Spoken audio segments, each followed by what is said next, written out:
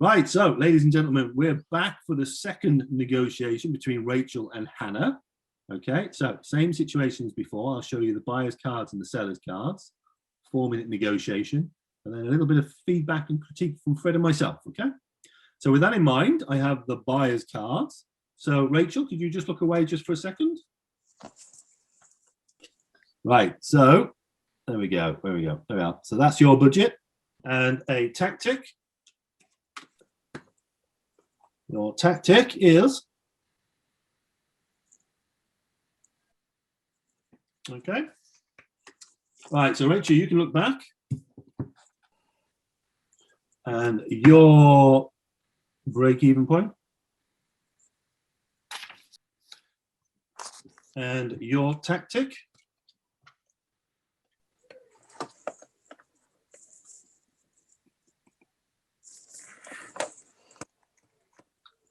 Right, so Rachel, Hannah, you have 4 minutes to negotiate, and your negotiation starts now. Hi. Hi. What can I help you with today? So I'm coming looking for some oranges. I heard from word of mouth that you have some.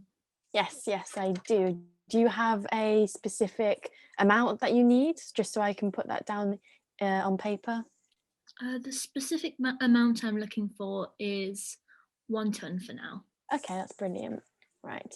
Our general price starts at 700 for a single ton, with 2 days delivery, but it's then 650 for 3 days delivery.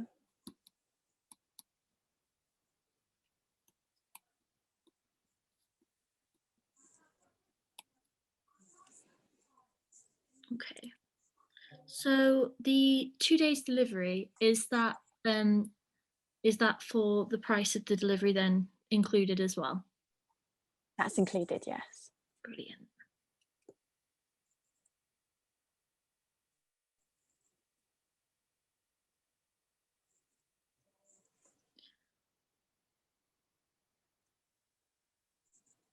So if you can do cash up front, we can pay you 550. Cash up front. Mm-hmm. And would that be for the 2 day delivery that you're looking for? The 2 day delivery. So cash up front, 2 day delivery, 550. I think that's a very reasonable offer. We don't ever tend to dip below our normal set in stone, but because you've offered cash up front, we think that's quite reasonable. And if you can do 600, we'd be very happy with that deal.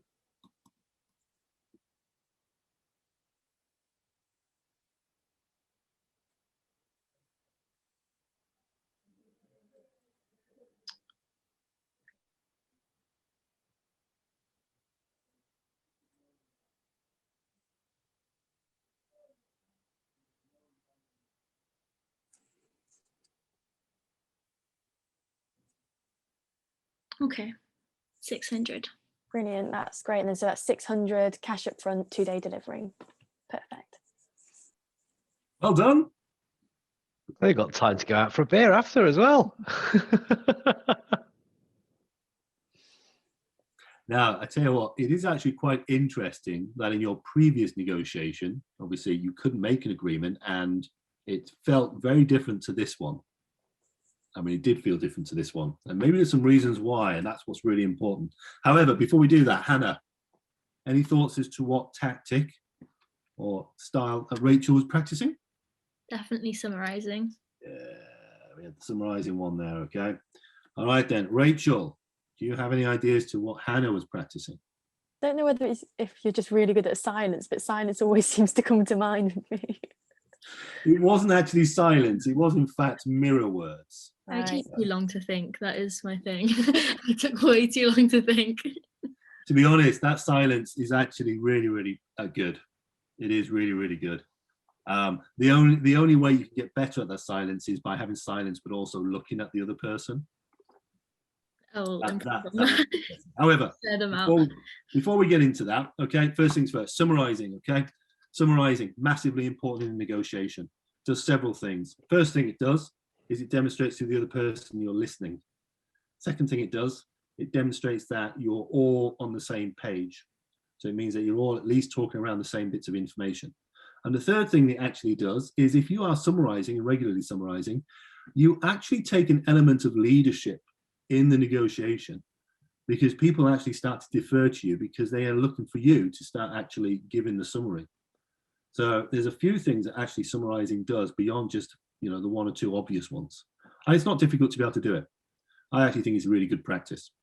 And the only caveat with summarizing is, and maybe we can mention this as well, is if you're summarizing stuff that hasn't been agreed, I sometimes just say, look, you know, we haven't agreed this, but let me just summarize where I think we're at. So you make it clear, this is not an agreement. I'm not saying that I'm agreeing it. I'm just saying this is where I think we're at. Okay. Now, mirror words. Mirror words is a form of obtaining more information from the other party. And generally speaking, the way that you would use it, and this is, again, everybody can use it slightly differently, is if you hear a statement, or even if I had a question, it's just to repeat the last couple of words, but in an inquisitive tone, and then go silent. Okay. So the idea is that by doing that, the party who has actually made that statement may then actually follow up with more information, which is often about explaining more detail. So again, you obtain more information by doing that. So you can ask a question, get more information, mirror the last couple of words in an inquisitive tone, draw more information out. Lots of people think that mirroring tends to be mirror the other person's proposal. For example, a price is being put down, so they state the price again as if that's going to help. To be honest, I think that actually is a mistake. You know, if you repeat the other person's price and go silent, guess what? It stays on the table longer. It becomes more of an anchor. It's harder to move. Okay, so be mindful. If you repeat the other party's numbers, do it, but also get it off the table quick. Excellent, but really good. Now then, Fred. I want to ask a question before I jump in, if that's okay. You certainly Could can. I ask each of you, how do you feel about the deal? Be happy with it. What was that? I'm really happy. The profit. I'd be happy. You can tell your face you look happy. Okay, so you say happy, you didn't look 100%. Hannah? Pretty satisfied. I just wish I could have thought of more conditions to put in to make it even like a little bit sweeter. Okay. Makes sense. Okay. The reason I asked the question is that the feeling at the end of the negotiation is pretty key, because, I mean, you were going to get a deal there. And I was hoping, well, I don't know, I was just interested when you said, no, I'm really happy, because the deal was going to happen pretty much. It'd been amazing if it didn't. But the fact that you both worked for it, you made each other work for it, hopefully you wouldn't feel as though, oh, they've kind of done one on me there. That was a bit too easy. Because it could have come too easy and you'd always been left wondering a little bit. But because you're the long silences, I'm thinking about this, okay, that nice kind of angle of, oh, I've put cash in. Oh, I'm not quite sure about that. Let me just process that. Yeah, again, and you dealt with that well. You kind of rode with it well. So, yeah, you know, lots of good stuff. So I like those options. Those options that you gave, you know, the 700 2 days, 650 3 days. Yeah, that's something, certainly in the sales process, negotiation to a degree, but in the sales process, buyers like options. They don't like making mistakes. They don't want to get buyer's remorse because they feel as though they only got one real choice. When you give them a choice, they feel more comfortable. So actually, they could then take it where they wanted to. So you were offering that as part of the negotiation. So that's pretty cool. Got cash on delivery. Oh, I think about it. It's reasonable. Yeah, we don't tend to go down that, but I thought, oh no. You say you don't tend to, and you're about to, but then you actually somehow managed to nudge it back up again, which to 600. We'd be very happy with that. Thought about it. Actually, okay. What's the point of just going around the houses on this? It is a good deal. You're happy. I'm happy. Yeah, let's get it done. Which is cool. So, yeah, you know, sometimes no point just doing things for the sake of doing it. If that's a good deal, let's get the good deal, because we could try and be too clever and end up coming off worse just for the sake of what, you know. So yeah, I mean that's the stuff that I saw in there. So yeah, nice. Brilliant. Thank you for the feedback, Fred. All right. Hopefully that's been useful as well. I got a couple of thoughts as well, and actually they mirror they mirror Fred to a certain degree as well. The interesting thing is here, obviously, you had quite a large zone of possible agreements, and it's interesting that Fred asked you whether you were happy with the agreement. I always talk about satisfaction, and at the end of the day, if you're satisfied with the deal and you're walking away, that's fine. But satisfaction comes in different forms. If it's too easy, even if you get a great deal, you might come away not feeling particularly satisfied. So there is the other element of it. Yeah, might not want to go around the houses, and particularly at the end, if it ends up being a bit like tic-tac-toe, just the last couple of bits. But certainly I wouldn't just say 700. Yeah, okay, we can do 700. Because actually, although that is a good deal maybe for both of you in the sense of it's in the agreeable position, it's not satisfactory. All right? People put value on things that are hard to get. Yeah. All right? So don't make it easy. I know that sounds a bit weird, because you're in it to be having a relationship, but that doesn't, don't make it easy. Right, so my thoughts on this. First of all, great. So Rachel, you actually used a range as a tactic. So as Fred said, you put options out there. And not only did you put a range that was on the pricing, you gave reasons for that as well. So now Hannah is now thinking about that range and the additional detail to it. And this all takes up brain power, which actually distracts us potentially from putting our own proposals down. Now, you did put the 700 on there. And again, I'd probably say that wasn't hugely over where you were on your card, particularly given that we had close to £1,000 on here as well. So don't forget, you're not buying comfort by just having something nice that you can agree on. You're negotiating, which means it's incumbent upon you to push it out there. And that's the bit that people feel uncomfortable with, is pushing the boundaries. They don't like to hear no, but the more comfortable you can get, because that's the process. I can start out there, I can move in. You start too small, you're already losing value. And that's what the negotiation role is about. It's about value. So great, you did that. So 700, 650. We had a lot of silence from Hannah, which was great. And in fact, then I'm always wary about getting silence unless you're going to put a reaction. See, that was the opportunity for professional flinch. Yeah, that was the opportunity to either make a face or even just say a comment and then go silent. Okay. So we had, okay, so 2 days delivery, price included, a bit of a summary there. Yeah, a bit more silence. Well, if you can, and I didn't quite get this, but I think the wordings, you were thinking it through, how do I do this? But if you can cash up front, we can pay 550. Okay. So I think what you're saying is, look, if you agree to 550, I will pay cash up front.